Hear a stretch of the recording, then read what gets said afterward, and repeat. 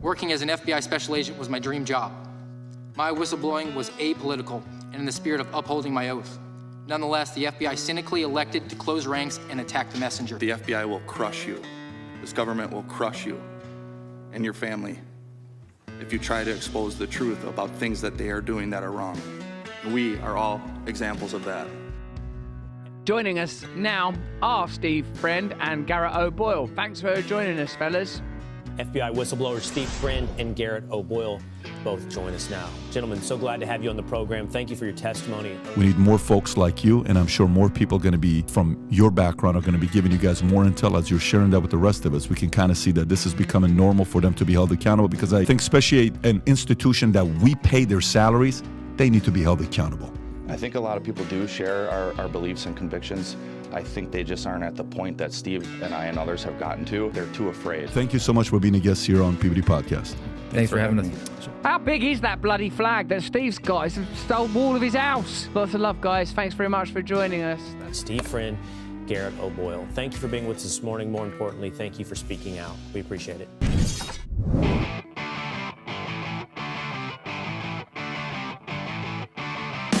You're in the information age, but facts are in short supply. Reject the noise, ask bold questions, and pursue the truth with FBI whistleblowers and founding suspendables Garrett O'Boyle and Steve Friend. This is the American Radicals Podcast.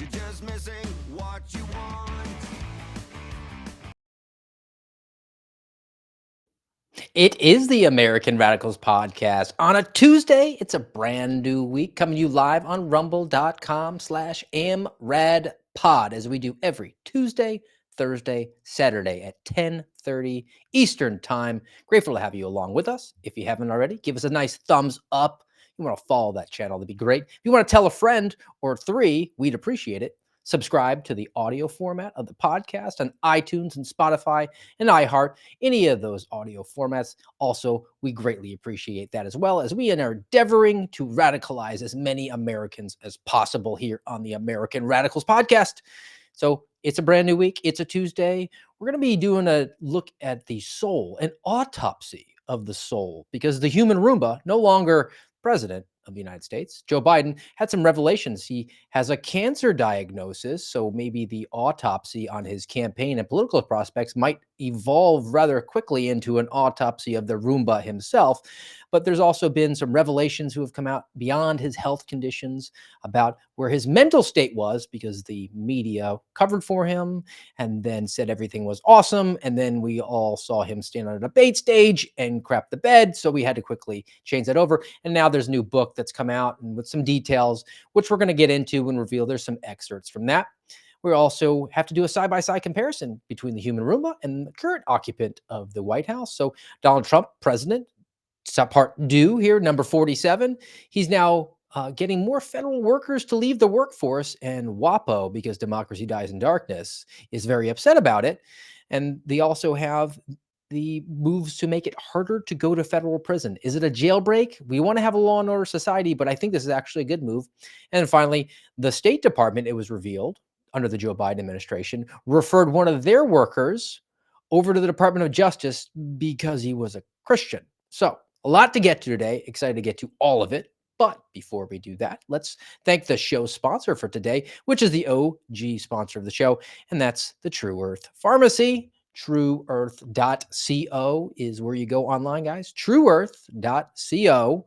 And when you do, use promo code AMRAD25, AMRAD25, to get a 10% off discount. And that includes everything in the fertilizer section, as well as the personal supplement section, which is called Pharmacy with an F, because we're smart and clever that way here on this show, as they are over at True Earth Pharmacy. So TrueEarth.co. If you want to get healthy, guys, you want to deal with some pain issues, you want to think better, you want to relax, all that available. If you got any questions, highly recommend you give them a call. Claude, the mad scientist, the founder, the CEO, he was receptive to my questions. He actually told me he enjoys getting your questions. So trueearth.co, promo code is AMRAD25 for the 10% off discount. And without further ado, let's get to the program, which includes my counterpart, co-host, compadre, Garrett O'Boyle at GOB Actual. So you find him. Garrett, yesterday was my suspendiversary, 32 months. So you're T-minus 6 days. You Yes, excited? sir. Did you get a cake yet? Oh, not yet, not yet. We're gonna wait till we hit that round 1,000-day number because hey, why not? For some reason, humans like multiples of 10 or 100. So 1,000 it is. Oh, Maybe well, I mean, maybe conveniently enough, 13 days from now, director of the FBI hits his 100-day mark. Maybe he'll get a cake. he may. What was I gonna? I had something on the top of my mind. Oh, True Earth Pharmacy, Steve. I think it's time. As a co-host of the show, I think I need to get on the turmeric. You probably can't tell, but okay. Let's see here. A year ago, I had just come off my long fast, and since then, hey, if you go back and compare it, look, I gained a few pounds again. All right, and as longtime listeners of the show know, that wasn't the point of my fast. It was more spiritual in nature, and what a time that was for sure. But one of the side benefits was some weight loss. I mean, naturally, the guy didn't eat for 40 days. But I've been trying to kick things into gear here. You heard me last week talking about, or maybe it was over the week. I guess that technically would be last week still. But talking about eating meat and beef tallow and butter. And I think I've talked before about how the carnivore diet, when I was really strict with it, back in our heyday of being on SWAT and needing to be ferocious and tough and strong and dialed in, carnivore worked wonders for me. So I've been trying to get back into working out, and I'm even lamenting that because my work capacity, Steve, is not what it used to be. But I'm finding that my elbows are just sore, and every time I hear you do the True Earth Pharmacy run, I think I gotta get that turmeric. I know a guy. I can hook Back you up. hurts, my hips, but my elbows especially. Look, you're trying to get healthy. I can't say the same thing for our former president, number 46. So we're going to get into the human Roomba. And I want to go back all the way to when Joe Biden was first elected president, because one of the things he was pushing for, and it's sort of keeping in touch with the title of today's show, The Soul Autopsy, was Joe Biden was fighting for the soul of America, as he referred to in his first giant press conference when he became president, which I think he did maybe 2 others because he was a demented old fool. Well, I'm not going to change the direction. I said I ran for 3 reasons. I'm going to continue to stay where I am, and I know I fully understand the legitimate concern that what I'm saying is wrong, okay? One is that I said we're going to restore the soul of the country, begin to treat each other with decency, honor, and integrity. And it's starting to happen. People are, the conversations are becoming more normal, becoming more, how can I say it, decent. Okay. That was a lie. A couple things come to mind. As bad and garbled as he was then, it is like a savant compared to where it is now. Yes, I was thinking that as well. And even during that short clip, I was like, wow, he's really with it. And then when you think of Joe Biden over the years, even that is not with it for what Joe Biden has been for decades and decades and decades. But that is a far cry from where he is now, where he went through his presidency, and especially to today. It's crazy to even just compare just that brief snippet. Even his face, like you could see like the muscles are a little tighter.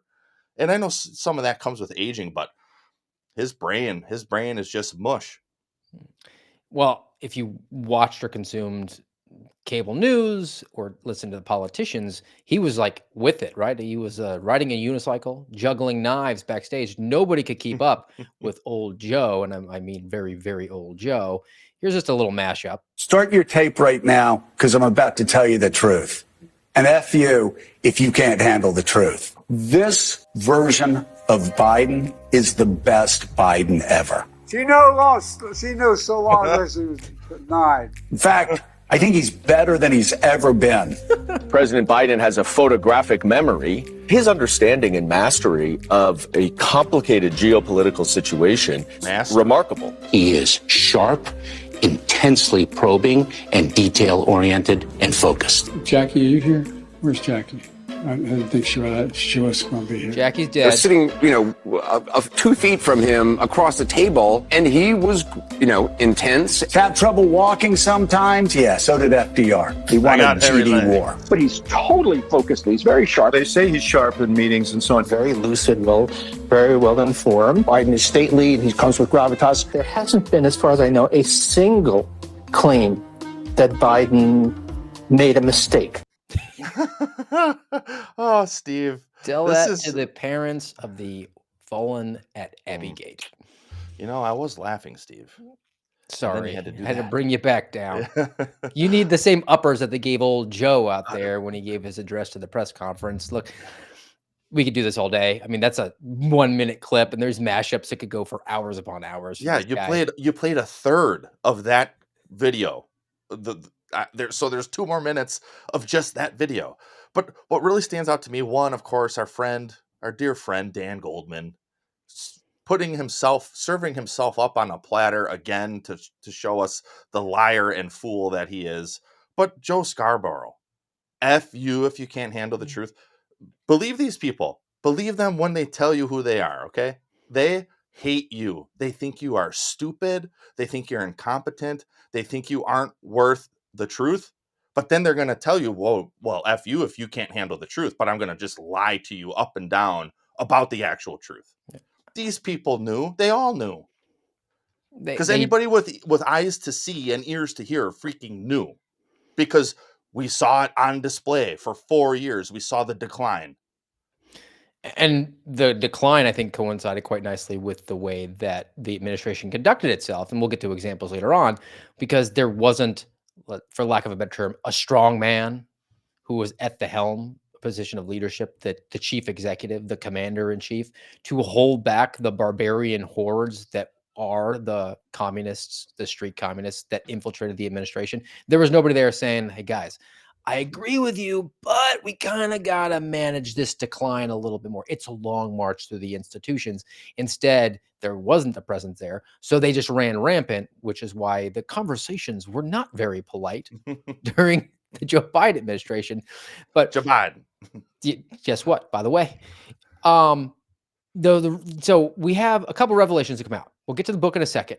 But Axios got access to the special counsel Hur's interview, the audio. We had the transcripts, but they got and gained access to this audio, which was the investigation into Joe Biden for mishandling of classified information. He was putting it in his Corvette because it went vroom, vroom.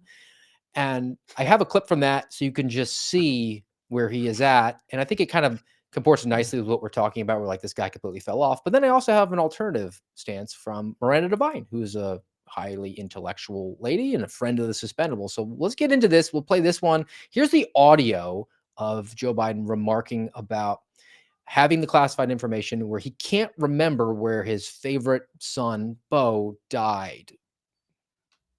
Well, I don't know. This is what, 2017, 18, that area? Yes, sir. Remember, in this time frame, my son is either been deployed or is dying. And so it was, and by the way, there were still a lot of people at the time when I got out of the Senate that were encouraging me to run in this period. Okay. Couple things. The reason you ran was because your son told you to run and you can't remember when he died. You thought you were in the Senate. You weren't the vice president. But I want to get through all that and just be like, this is why I don't feel bad for Joe Biden, because he is human debris. He's the debris that a Roomba would pick up, because anytime he is in jeopardy at all, he immediately goes for the sympathy card and says, My son died. Now, that was a better example for him because he'd been saying that his wife died for years and years and years when she actually made an error while driving. It was her fault. It was determined in the accident investigation. It was a fatality. Tragic. I mean, I'm not saying she deserved to die, but she was at fault. And then for years, Joe Biden evolved a message and said that the driver of the truck that wound up striking his wife's vehicle and led to her death, and I believe one of the children's deaths and injuries of others, that he was a drunk driver. He had drunk his lunch to the point where he committed suicide. And then Joe Biden arranged for himself to be sworn into the United States Senate at his children's bedside, which he made them get a suit on for the picture so he could run that in commercials going forward for his next 4 decades of public service. So I don't feel bad for him. No. Does it get any more depraved than that? I mean, you essentially kill a guy. You killed the truck driver because you lied, because you wanted the sympathy, you wanted your position at the table that badly. It's disgusting. But then look, it went for decades. He just maintained that position and then climbed. So he maintained and continued to climb to vice president, to president. And part of me says, we're all to blame too. The people of Delaware, the people of America, we continued to vote the guy in. I know probably most people here never voted, never cast a vote for him. Maybe some of you did. You know, I think of a friend of mine from the PD. As I got to know him better, he told me once, he's like, yeah, I voted for Obama the first time. I didn't know what I was doing. I didn't know what I was thinking. I didn't know what I was talking about. And it's like, that's why it's important to make yourself knowledgeable about what's happening in this country, to question just about everything you hear, even from us. Go ahead, question us too. We don't always get it perfect. We don't always get it right. I think probably better than most, we do some due diligence so we can truthfully speak to you about what's happening. But look at this. For 4 decades plus, this guy lived a lie and piggybacked off his own lies to continue to climb through the echelons of power, the power structure of America. I think we've been a late stage republic for a lot longer than I thought maybe 6 months ago. The history books are written. I mean, if we all think, well, we took history in school, so we're at the end of history. Nothing's going to dramatically happen now, right? Hundreds of years from now, they're going to say the empire that was running the earth elected a demented old fool as their emperor. And he ran again, was intending to run again. We'll get to that in a second. But I want to get Miranda Devine's reaction to this because everybody's, especially on social media, is really hammering home like, look, this guy's senile. He's demented. He can't remember when his son died. He doesn't think that he was the vice president, and that the audio is pretty damning. But Miranda Devine has an interesting reaction. She's written about the laptop from hell, and she wrote another one about the Biden family, which is actually really good. Highly recommend that one. And I have her quote that she put out on her X account, and we'll go through a couple excerpts of it. I won't throw it up because it's just ugly to look at, but read it off. Seriously, has anyone listened to the whole her audio, her being the special counsel?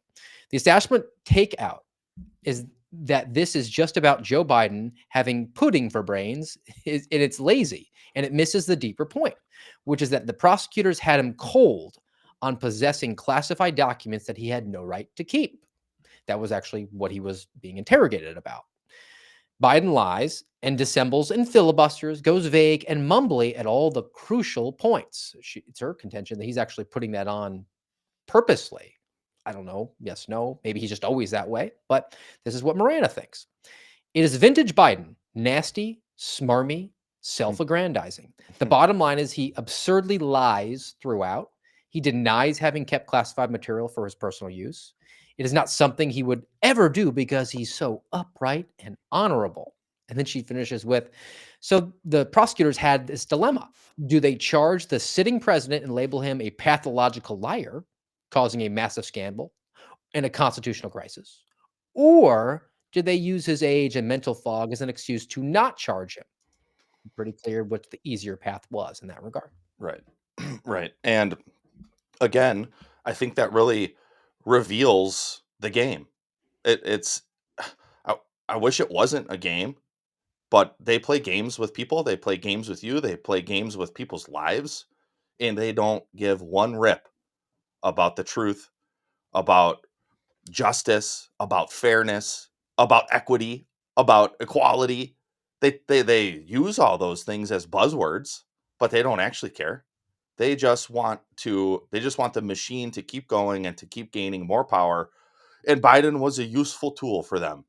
And now it's okay, what can we do to massage this, to steer it to help us as best we can?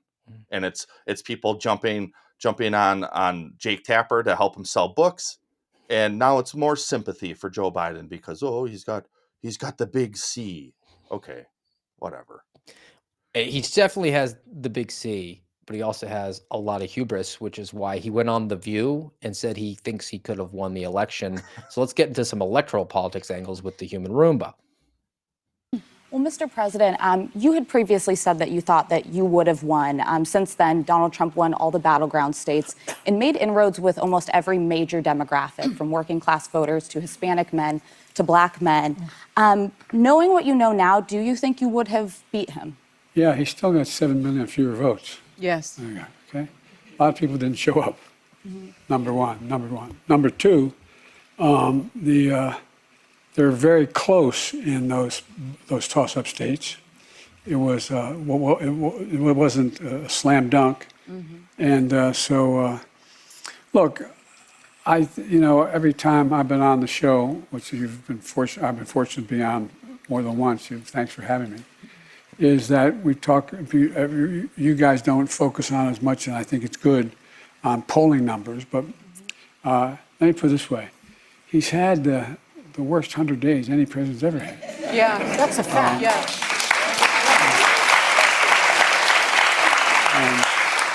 And I would not say honesty's been a strong point. The hubris and the nastiness, man. I mean, where were the days where the presidents just kind of like left alone their predecessor or their the person who supplanted them or took over the reins, right? That's gone. The nastiness is there, the smarminess is there, the hubris is there. And you can cut through the fog and the garbly voice. It's clearly a stutter only, right? He's got all his faculties. He's sharp as a tack. He's never been wrong about anything. They jacked him up with enough Adderall there where he maybe has a moment of clarity. He truly believes that he would have won the election. He truly believes that he got 7 million more legitimate votes. And it's like, dude, I don't even. How do you even deal with that level of hubris? And one part of me thinks, does he actually believe that, or is it he's even with the loss of his faculties, it's been so ingrained in him to be politically savvy or to just never give up the L or to never tell the truth? Or does he actually believe that? It appears to me that he actually believes it.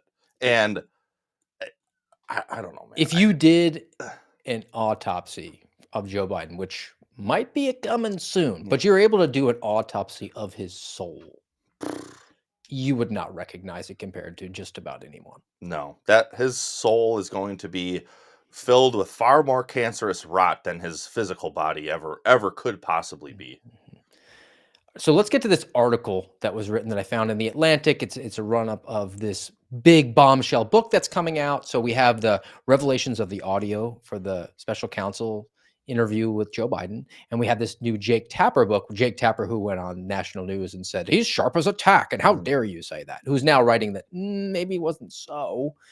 And then we have the cancer diagnosis. Interesting timing because it's in his bones, which you think they probably would have caught a couple of months ago when he was the commander in chief to clearly gain sympathy. But let's talk about some of the revelations. And again, hubris, according to Joe Biden, problems, I guess, with the family who looked at him and said, we're still going to run that carcass. Political actors, media actors. There's a lot in here. So this comes from The Atlantic. It's like not the most visually appealing. I did pull the screen capture of it. So it's called An Autopsy Report on Biden's in-office Decline. So here's some of the quotes that come from this Atlantic piece, which is by Tyler Austin Harper not a conservative. Okay. So, quote, those close to him say that the first signs he was deteriorating emerged after the death of his beloved son, Beau, in 2015, right? 10 years ago. While he was vice president. Okay. He grasped remember things. He sometimes had difficulty speaking. He frequently lost his train of thought. Biden was really struggling in 2017. His cognitive capacity seemed to have been failing him. So in 2020, election year, right, he emerged as the victor after they, over a weekend, elected him to become the standard bearer for the Democrat Party, even though he was elected in states he didn't even visit. Okay. In 2020, members of Biden's inner circle gave the candidate a teleprompter with scripted questions for a local news interview. It was an apparent effort to work around his dwindling communicative and cognitive abilities.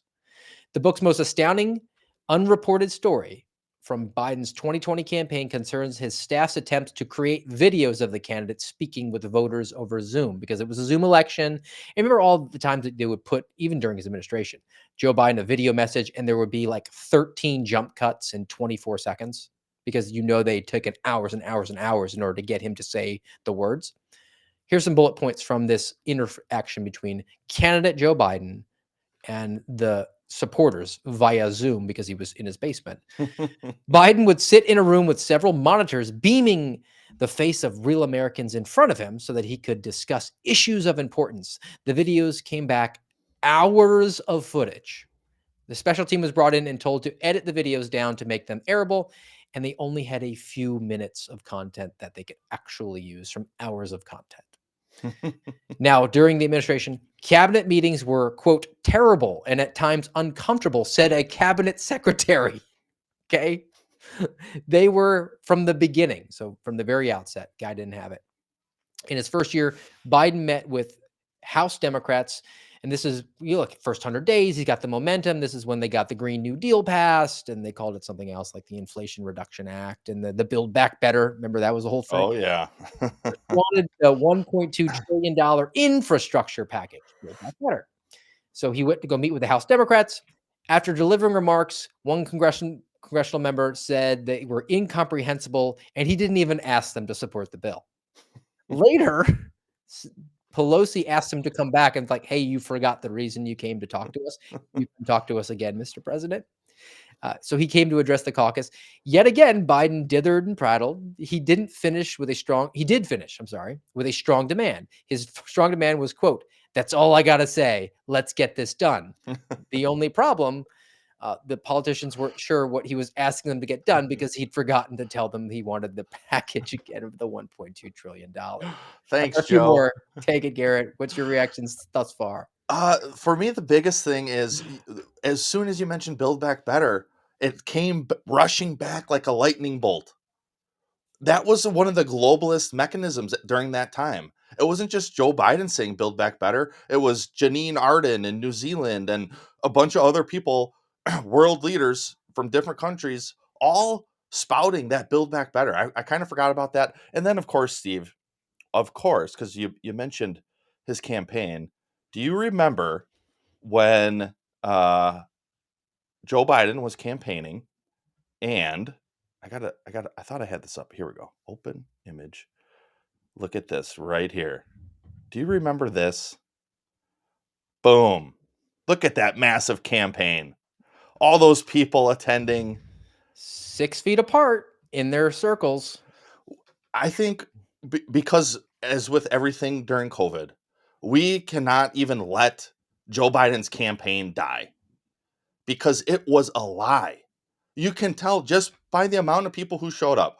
All those people who voted for Joe Biden, or who allegedly voted for Joe Biden, had no problem burning down cities in the summer of 2020. But then you got 7 people showing up to sit in a chair that has a circle around it on the ground because nobody's showing up. And also remember, at that time, Donald Trump was getting record crowds still, even during peak COVID, and we're all going to die and you're going to spread the disease.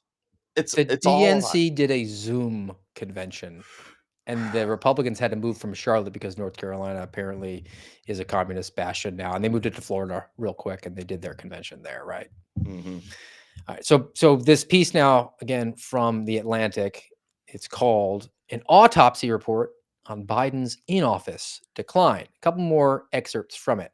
We referred to the special counsel interview with Benjamin Hur. And it's not Benjamin, is it? Is his name Ben-Hur? I don't know. It's her or whatever it is. If his name's Ben-Hur, you'll have to correct me. Okay. So I didn't realize that he did the Robert. Okay, it's Bob Hur. Bob Hur. The interview he did was 2 days after the Hamas attacks in October 2023. So October 7th happens. He did the sit-down interview October 9th, and he used it in the interview. He was like, well, I got more important things to be doing here, right? So he immediately references that. But here's another quote from an insider. 5 people were running the country, referring to the president's closest advisors. Joe Biden was at best a senior member of the board. He's emeritus, okay? Describing how some in Biden's world justified propping him up for re-election in 2024. A longtime aide told Jake Tapper and Thompson, the other author, quote, he just had to win, and then he could disappear for 4 years. He'd only have to show proof of life every once in a while. That was a legitimate approach that they were going to use. And finally, the former president enjoyed the support of the Democrat Party, which at his behest blew up the old primary schedule, and they purposely scheduled South Carolina. They said it was because they wanted to enfranchise and empower the black vote, but really they just knew that he had it there locked up so that they could effectively end the primary. Nobody could legitimately challenge him, even though we'd all saw him declining rapidly in office from an already diminished state in 2020. The biggest piece of this that I think stands out to me, I know I referenced it earlier, the late stage republic, but when the alleged land of the free is at a position where the president is inconsequential, that's what they're saying. It could be awesome if it's a small government. Right. Yeah, it could be great. But essentially the president, or at least with Joe Biden, I do think it's different with Donald Trump. Just Donald Trump's nature. And look, he's not Donald Trump of 2016 anymore. He's been through the ringer. He's older. He's different. He's changed. But still, the guy is running from before sun up to after sundown and making decisions and trying to get his agenda pushed and speaking to the media and not rambling incoherently. But still, if essentially what this is saying is if you remove the president, the country will be just fine because there are 4 or 5 other people who were making the decisions, and Joe Biden would just be a figurehead and was just a figurehead for a handful of years. And we know he's got the auto pen going, not making any decisions. That's, I mean, the barbarians are through the gate at this point. 4 or 5 senior people, unelected, unaccountable because they're anonymous, right? They're not even listed here.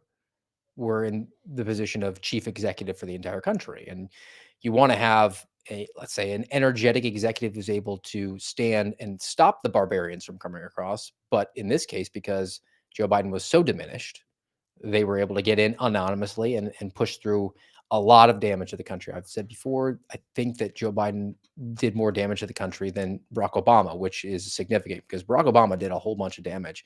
And let's put the bow on this entire conversation here in the first half. The cancer diagnosis. Do you think it's real? Do you think that it's actually a new discovery? Do you think that it's been known for a while and they're going for the sympathy play or something else? I think it's real, and I think it's been known, and I think they're going for the sympathy play. Because one, if you just think of the nature of humans and cancer, and look, we could talk about vaccines, we could talk about our food, we could talk about all sorts of factors that probably are leading to higher cancer rates today. But he's old. So I do believe it's a legitimate diagnosis. There's that clip of him in 2022. And maybe because it's Joe Biden, maybe it was marble mouth, him not really saying what he meant to say, where he claimed, like many other people, I have cancer too, or however he phrased it.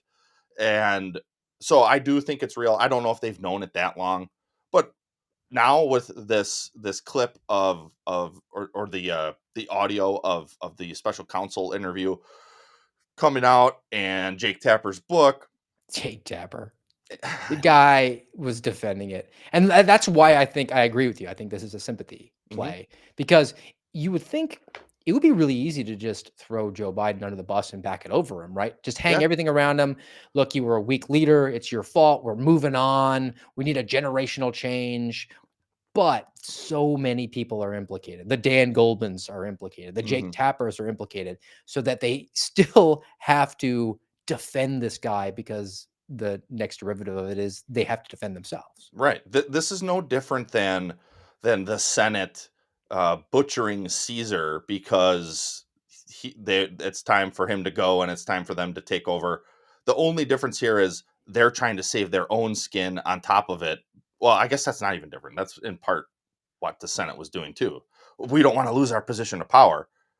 Well, it's going to come out that Dan Goldman and his ilk and all these quote unquote journalists were holding water for a lie that they knew was a lie.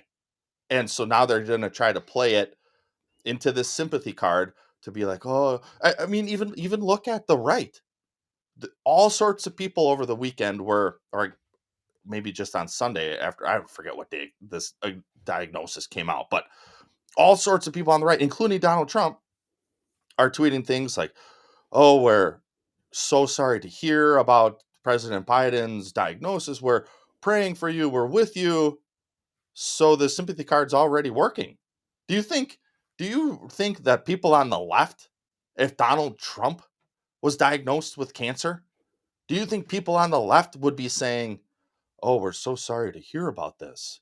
They'd be cheering in the streets. Imagine Kathy Griffin's Say 47 next. just got 86. Yeah. Nice, Steve. Good pull there. Let's do a side-by-side comparison because you mentioned Donald Trump and his difference in leadership and things that he's trying to do. And we'll show some of the things that have been done because he's a little bit more energetic and things that he can actually get done from the executive branch, as opposed to just the Doge making recommendations and then House and Senate Republicans saying, no, we got to spend money on Big Bird and sending, propping up NGOs in the Philippines because they have to have little person featured in beauty pageants because they're trans. Now, this is a piece from the Federalist, and it talks about Donald Trump just made it harder to go to federal prison. Now, is that a good thing? Is it a bad thing? I was not a big supporter of the jailbreak in the first administration, but I think this actual avenue is a good thing. Now, quote, fighting over criminalization in federal regulations is the name of the order he signed. The Code of Federal Regulations contains over 48,000 sections, stretches 175,000 pages.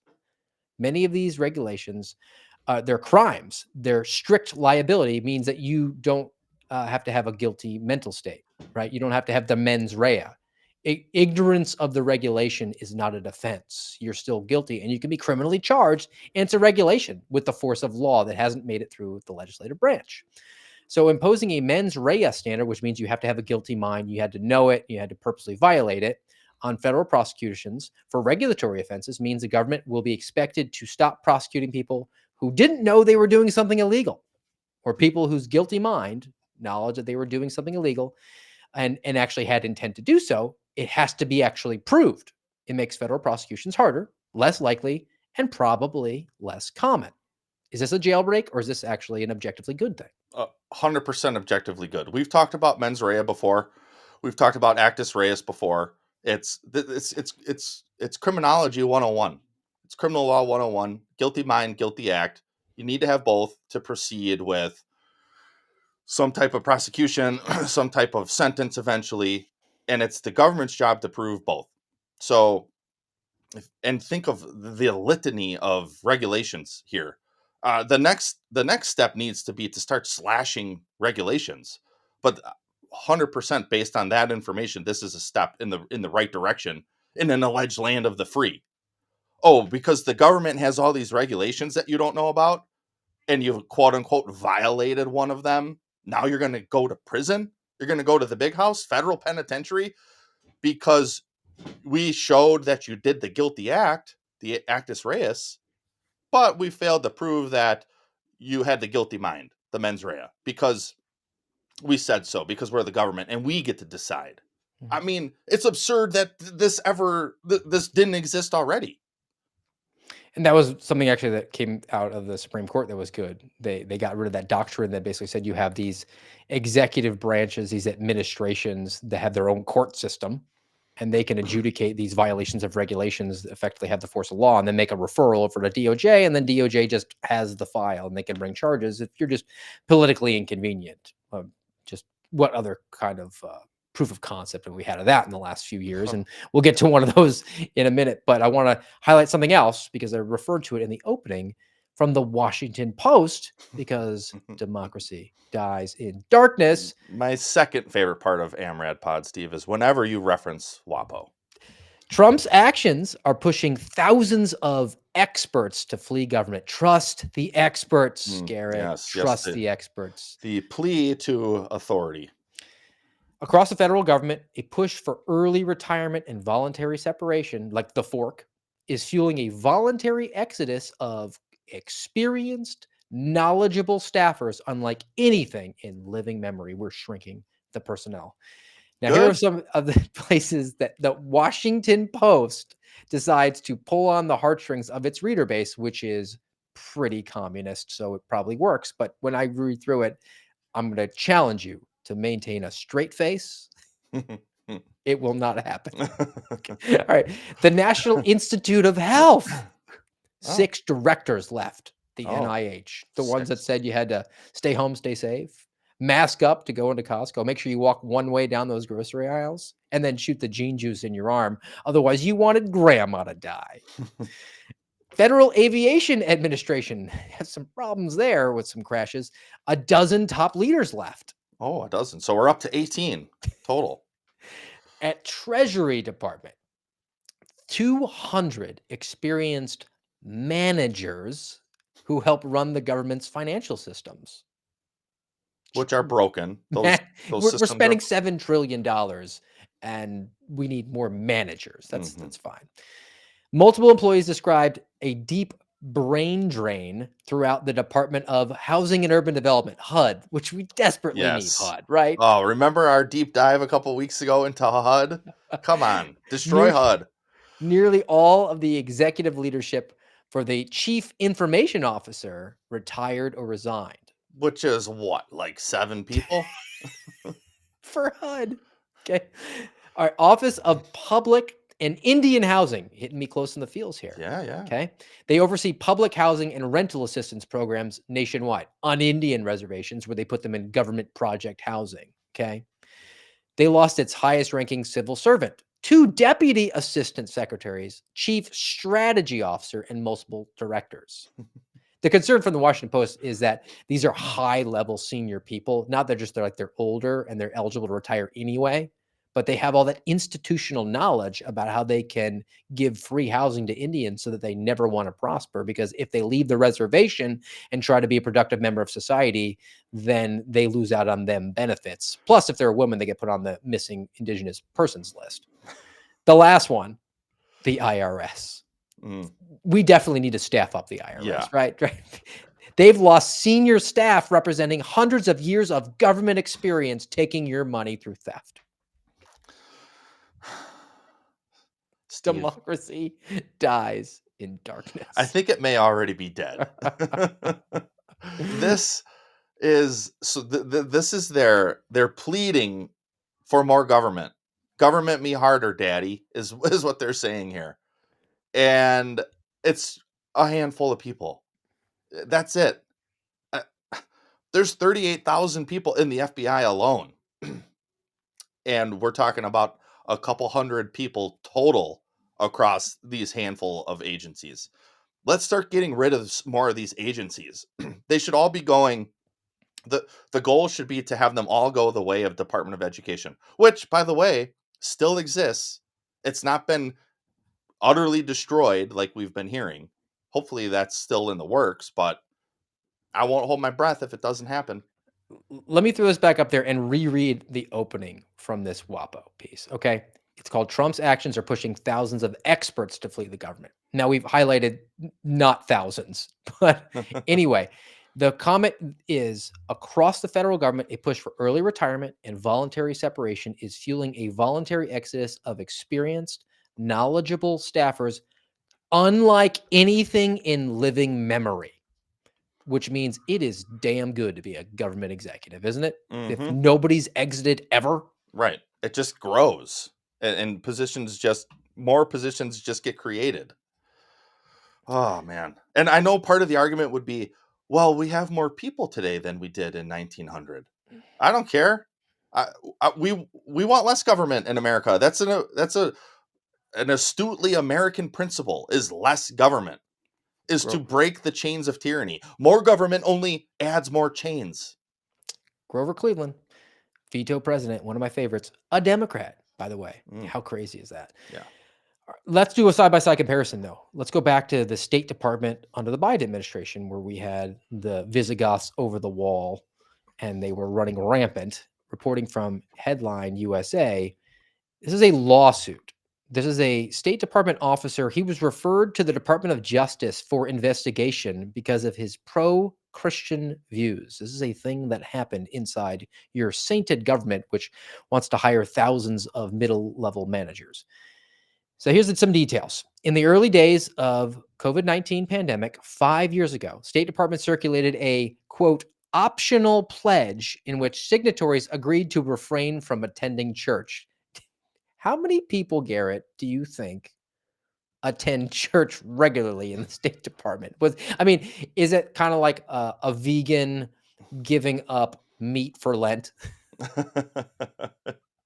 Yeah, it's something along those lines. Oh, let's be honest though, vegans aren't religious either. That's No, probably not a good yeah, analogy. their veganism is their religion. Just wait 5 minutes, I'll tell you. Yeah, very few. Not many people in government are attending church regularly. I just love already where this is going. An optional pledge. Imagine what is all the separation of church and state? A government agency is putting out a pledge to employees of the government who are also citizens that they can not attend a religious worship ceremony. So the But guy it's here, optional. It's optional, Steve. We told you it was optional. yeah, but if you don't sign, then they already have the registry of people to target, which is what they did to Exactly. Mark Pemberton, who's a security officer. He told his superior, whose name is Diplomatic Security Mobile Security Deployments Office Director, That's a title. Jeff Thomas. So Mark told Jeff that he was going to refuse to sign the pledge because he couldn't waive his constitutional rights, nor could he stop exercising his religious beliefs. Good man. Now, the supervisor, Jeff, later retaliated by referring him to the department's insider threat program. Oh, Steve. This just all sounds so familiar, doesn't it? Brief refresher on what's an insider threat. An insider threat, if for those of you who are familiar with FBI lore, Robert Hansen, who was spying for the Russians, that's an insider threat. That's where this whole insider threat program metastasized, is after an event like that. Is like, oh, okay, we gotta do something to kind of keep an eye on our own. And a lot of these government agencies have them. And it's, if are you spending are you working weird hours? Are you staying at the office late? Are you being more secretive and quiet about your work and about what you're doing? And are there financial considerations that seem bizarre? And which I think we've talked about before, like in the FBI, every year you gotta submit all sorts of financial information and bank information so the FBI can see if you are potentially an insider threat. Like, oh, last year you had $20,000 in your bank account. This year you've got 1.9 million. I wonder why that changed. Are you getting paid from China or something along those lines? And so any employee at any time can report any fellow employee to the insider threat office for, at this point, any reason. Especially if you're a whistleblower, which is what the FBI effectively did with its training, where they said whistleblowing was an insider threat. But let's go back to the State Department. Now, around the same time that our individual here who is a security officer who is now suing, his name's Mark Pemberton, the State Department Employee named Katie Schilling reported Mark as a, quote, white supremacist. Oh. I wonder if there was any prodding from higher ups to get somebody somewhere within the State Department to bring this forward, or if Katie should just be called Karen. So she reported that Mark was a white supremacist and a potential insider threat because his social media activity. So she was trolling through his social media at her own, probably not on company time, right? Yeah. It included on his social media, which you're allowed to do on your own because you do have the First Amendment. It included posts of Christian prayers and a photo of a traditional family in front of an American flag. Ergo, he's a white supremacist. His colleagues, Mark's colleagues, also discovered his dating profile. They were digging through multiple people at State Department, going through this guy's stuff, right? They mocked him on a Hall of Shame in response to his stated preference for a white Christian woman who was interested in starting a family. Are any of How those dare you. illegal? Dude, this is insane. This is your government, folks. And they're, They do that to one of their own. What are they going to do to yes, you? Right. What are they going to do to you? This is crazy. This guy has done absolutely nothing wrong at all. And he's being targeted and retaliated against for it. He's Land of seeking the a free. wife that makes Dude. him a white supremacist. Right. But wait, Garrett, There's there's more. Of course there Office of is. Special Investigations, OSI. Oh, so he's getting moved up. They attempted to have Mark criminally prosecuted for his religious speech, personal identity, and personal relationship preferences. This is all verbiage from his lawsuit, so it's it's going to be biased towards Mark's direction, which I'm in favor of. Okay. Yeah. They referred him to the DOJ, a JTTF. He's a terrorist. Specifically domestic terrorism. Yeah. And a U.S. Attorney's Office. Now, the DOJ repeatedly said there was no basis for a criminal investigation. Okay. Hey, look. We try to call balls and strikes here. Credit where credit's due. I was just thinking, if I was a domestic terrorism special agent still, like I once was, and this landed on my desk, can you imagine the ire I would have put forth into rejecting this lead? And honestly, I was thinking, good luck, Mark. Good luck. Now DOJ is getting involved, the JTTF. We've talked about IPM and the stats and the statistical way they try to twist things. I know you got to get your cases open, but credit where credit's due, because the DOJ here did the right thing. Yeah. They're, to anyone who, if you took Constitutional Law 101, you should be able to close the book on this immediately and call over to your companions at the State Department and say, how dare you try to give this to us to open up criminally, because that is wholly absurd. It's not even how dare you. You should remove those people all. 100%. Those people should be removed. They are, Steve. This is the main reason why we are here. Why we're in the public sphere is because of government weaponization like this. Those people, heads should roll. Proverbially speaking, they should not have jobs.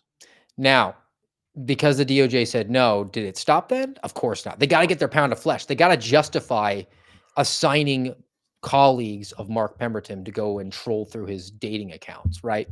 So what did they do? Well, OSI, the Office of Special Investigations, it's like an internal affairs, right? And they name check the investigators, which I love, which I will do now. Palmer Jones, Kerry Hartman. They concluded in an official report, which goes into his personnel file, that his activity was, quote, notoriously disgraceful and made him comparable to a white nationalist. No, get the F out of here. You don't get to decide that. That's not your place. That's not your role. You don't get to decide what is disgraceful or not. He got suspended. He took a 6-day suspension. Now he's suing for $2.5 million. Garrett, how many million are you going to get? 0. I don't think I'm even going to get $1, Steve. And dude, okay, good for him. He should be suing. And 2.5 million isn't enough in my book. And look, here's a guy who's been suspended for 967 days. Or is it 68? I don't know, 67. Every day's a Monday in the life of definitely suspended. Of course. But here he is, clearly getting retaliated against. And now he's suing. He got 6 days on the bricks For what exactly? Nobody knows. But this is what they do. They find a target and they go after them. And like you said, they're coming for their pound of flesh. They're going to get it. And now, how long is this going to take? This started what, in 2021? And now he finally has filed suit. And now it's going to take a couple more years, probably. Might be a new administration, and he won't get that. And he won't, $2.5 million. right, dude. This is just and I pulled it up too on my end, and it looks like he filed it in D.C. So good luck there, man. Judge But, Boasberg's going to toss that thing in a Right. second, right? dude, this is an atrocity, is what this is. All right. So that's dark. I want to close out though on a good one and an update on a story that we covered before about this individual who was praying outside of a baby kill mill in Cuyahoga Falls, Ohio. If you remember, and I have a video as a refresher, this individual who was arrested for this First Amendment protected activity.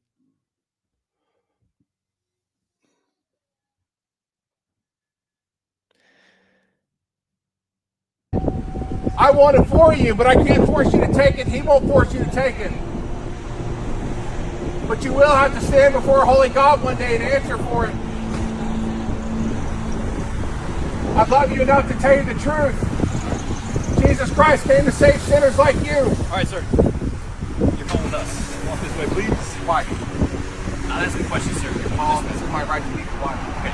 Because right now you're being detained. Disorderly conduct. I have a statute in my pocket. This is not disorderly conduct. Sir, if you'd like to discuss it, we can go up there. Okay, sure. Placed under arrest. Okay. So under threat of arrest for disorderly conduct, even though it's not disorderly conduct, I will ask you. All right. Oh man, Steve. So we railed on that cop. Yep. Let's go with my sunglasses. Mm-hmm. Yep. You're coming with us. You're coming with us. And even though he has the statue in his pocket, He's standing on a public sidewalk. He's not even. He had that loudspeaker holding it in the crook of his arm, not using it. So different places have different city ordinances regarding amplified sound devices. He's not even using an amplified sound device. He's standing on the sidewalk, which is public, and he's exercising his First Amendment right. You don't have to like it, and now the law gets involved and arrests him. Oh, well, we have a good update. Good. I love good updates. Charges were dropped. Of course. Now, where's his lawsuit? Because he should have one as well. Zach Knotts, Cuyahoga Falls. He appeared in court January 2nd, pleaded not guilty, represented by the ACLJ, American Center for Law and Justice. You know some folks over there. I do, yeah. He stood trial. Wow. May 9th. Prosecutors dismissed the charges. Knotts reported back to Catholic Vote that he and his wife are overwhelmed with gratitude to God. Quote, "We will not stop. We will obey what God has commanded and defy tyrants. Yes. We will continue to be a voice for the voiceless, to rise and speak for those who have no defender. And we call on the church, the body of Jesus Christ, to wake up. This isn't a suggestion, it's a command. We are all called to this. Silence in the face of child sacrifice is complicity." Good for you, Zach Knotts. Amen, man. But also look, and if you're really tuned in, you're probably seeing clips of what's going on in Europe with similar type of exercise of speech. This is America, though, and this is where we're at. He's not blocking an entrance. He's not getting physical with anybody at the clinic. He's standing on the sidewalk, and he was arrested for it. And it took months and months, and legal bills. I know ACLJ is a nonprofit, but people are donating to them. Mm-hmm. The attorneys, the people who work there are getting paid. It's their job. And he stood trial for this, for exercising his First Amendment right because of corrupt cops. And that's what it boils down to. And again, like we talked about a little bit earlier, we call balls and strikes here. Steve and I were both cops. We were both then special agents. I don't want to say, oh, cops are corrupt. And I don't like that, because I want cops to do the job correctly. I want them to understand the divine ordinance that they have to be a servant for your good. And in an alleged land of the free, it is good to have free speech. It is good to have public discourse. It is good to go into the public square and openly speak. And they want to stop. They stop that. And if those cops would have done what was right and told the people at the abortion mill, hey, he's exercising his First Amendment right here. Don't approach him. Try to block him out as best you can, but he's not coming onto private property. So he can do that. From the sidewalk over there, he can do that. And they could have taken it as an opportunity to inform people of what the rights are in this country. Instead, they took it as an opportunity to be a servant for what is evil. All right, Garrett, why don't you give us your final thoughts on the day, and then we'll get to a palate cleanse. Yes, sir. It actually ties in quite nicely to a couple of these last stories that we've covered. The one from Ken Silva, and then this last one. Because what does it boil down to? To me, it boils down to bearing false witness. Arresting that guy for disorderly conduct is false witness. It's not true. He was not doing something that was worthy of arrest. He was not being disorderly. He was exercising his First Amendment right. So those cops, with their arrest, bore false witness against him. Similarly, with Mark Pemberton over at the State Department, his colleagues, his bosses, putting him on the bricks for 6 days, they were bearing false witness against him. And so we're going to Exodus chapter 20, and I know I mentioned last time, we might have one more with the previous 1 John chapter 2. Interestingly enough, we were right at the end of that. As I was listening to it afterwards, I was like, we're finished here, so we're going to move on a little bit. But this will tie in nicely with that previous one eventually. Not today, but we'll get there. But we're going to start in Exodus 20. It's very simple. Exodus 20, verse 16. You shall not bear false witness against your neighbor. You shall not. And I've realized over time. So I'm gonna play a clip from a sermon again. But the clip I'm gonna play is really just an intro. And I got this sermon sent to me by a retired FBI agent. And even that, and as I listened to this a couple weeks ago, I realized at the root of my anger, and I would say in this regard, the root of my righteous anger, and I think in part probably the root of yours. But what really stands out to me here is this bearing false witness. For 2.5+ years, that to me, it dawned on me like, that's the root is the violation of the 9th commandment that is happening to you, to me, to others. And for me, for some reason, that really is like a sticking point for me when you're wantonly lying about somebody else, and especially when it comes to law enforcement. I just said it. You're supposed to be a deacon for good. And now you're violating the 9th commandment. It's and as the next few episodes go on and we get into this a little bit deeper, I'm sure I'll have more to say. But this first part of this clip is really just kind of an intro, but it stood out to me because of what this pastor's talking about. And I never heard this guy before, but it's a relatively large church I believe in Florida. And if you're watching, you can see at the bottom, I'm starting just about 21 minutes in. The previous 20 minutes is their worship, their hymns. And for me, I think I've mentioned before, I grew up Lutheran, and it kind of brought me back to those days. And typically when I'm watching sermons online, I jump right to when like the preaching starts. But I listened to the whole thing, and it was really good for my soul. And so if you're into traditional hymns and worship like that, we'll put the link, we'll post it below. But it's really good. But I'll play this clip. I think, do I have this up here? Let me pop that back up right here. And here we go. If you do go to Coral Ridge, we often talk about what's happening in culture and society. We often talk about the sobering statistic that 72% of youth raised in the church will walk away from the faith their freshman year of college. We want these students up here to start reversing those trends, amen? We want them, amen. We want them to be the students that are not losing their faith or walking away from their faith, but we want them to be champions for Christ wherever the Lord might take them. I'm going to swap places down here, and I just want to speak to them for a moment. I want to say on behalf of the school on behalf of our church, how proud we are of you, of making it to this moment. You're celebrating commencement next month, and that word commencement doesn't mean the end, it actually means the beginning. It's the beginning of a journey of being a young adult, the beginning of a journey of living in maybe what people call the real world. But you're going to receive on this stage a diploma that says Westminster Academy. That's almost like your evidence and your proof that you've been equipped with the tools and resources to stand for Christ wherever the Lord might take you. But I caution you of this.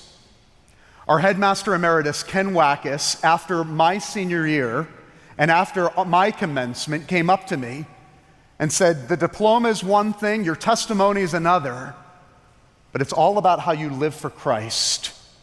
That your life would match your profession, that your life would match what you say you believe concerning Jesus Christ. And I give you that charge as well, so that through your speech and through your life, you would represent the good news of Jesus Christ, and that you would stand tall for Christ wherever the Lord might take you.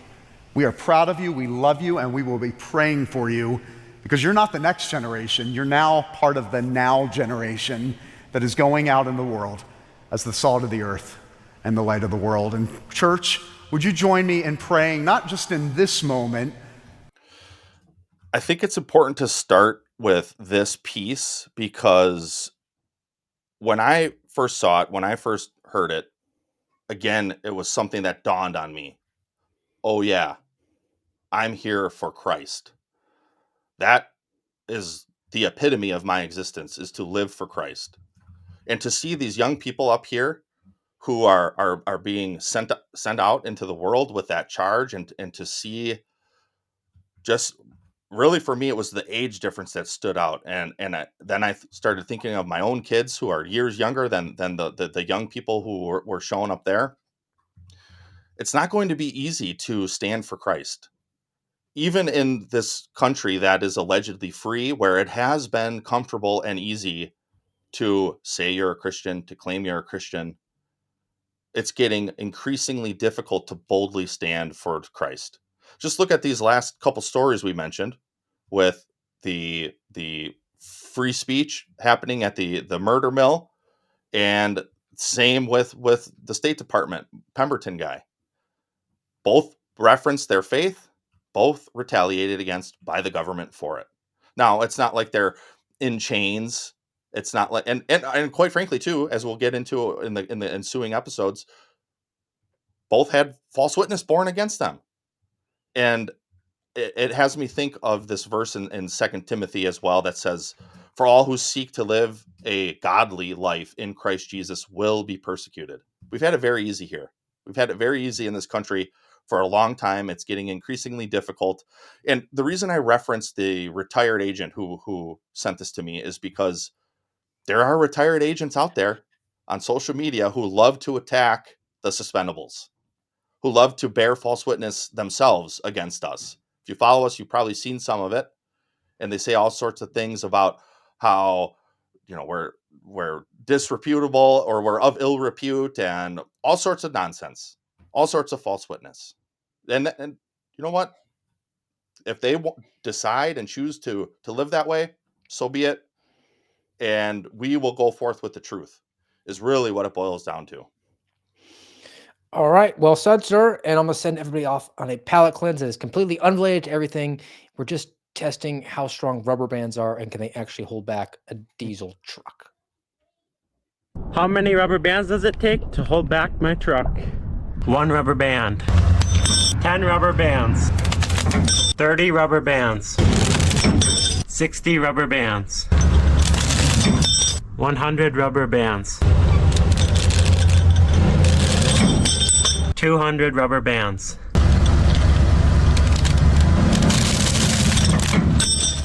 300 rubber bands. 400 rubber bands.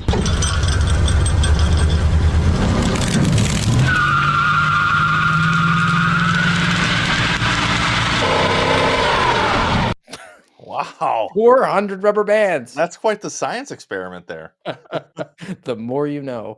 All right, guys. That's going to do it for us today on the American Radicals podcast. We'll be back with you Thursday, 10:30 Eastern time on rumble.com/amradpod. Until then, have a great day.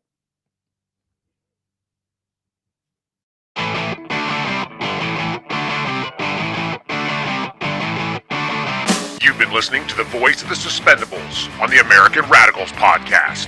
Follow us on rumble.com/amradpod.